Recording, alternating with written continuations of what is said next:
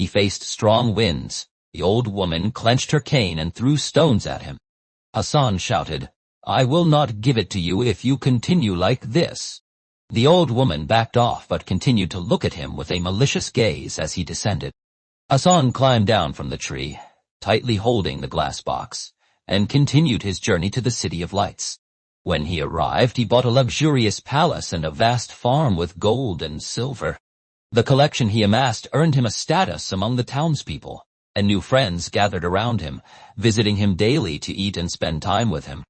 However, Hassan noticed that some of these friends, including a merchant named Ziyad, secretly envied him for his wealth. One day, while Hassan was wandering in the city, he saw Princess Layla, the governor's daughter, passing by in her procession. She was as beautiful as the moon, and her eyes sparkled with intelligence. Hassan loved her at first sight and noticed that she responded to him with a shy smile. He decided to get closer to her and started sending gifts to the governor's palace. But the governor's wife, a sharp-tempered woman named Murrah, was closely watching the princess. One night, Hassan decided to use the glass box, touched it gently, and the white dog appeared and said, "Speak labik." "What you ask for is before you." Hassan requested the golden box, and it appeared before him immediately. Hassan rejoiced and renewed his wealth and bought another palace next to the governor's palace. He began to send the white dog every night to bring Princess Layla to his palace, where they would spend the night talking until dawn. Layla was captivated by Hassan's courage and his stories about his adventure in the tree. But once the governor's wife, she began to doubt Layla's actions. One night, she saw the white dog carrying Layla and informed the governor. The governor refused to believe her, saying, "My daughter does nothing that would displease me." However, Mara was determined to uncover the truth.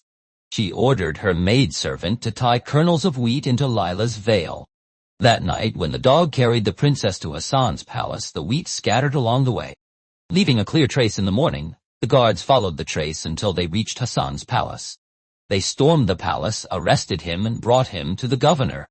The governor was angry and sentenced Hassan to prison, while Mur demanded his execution and Layla's execution to serve as an example to the people.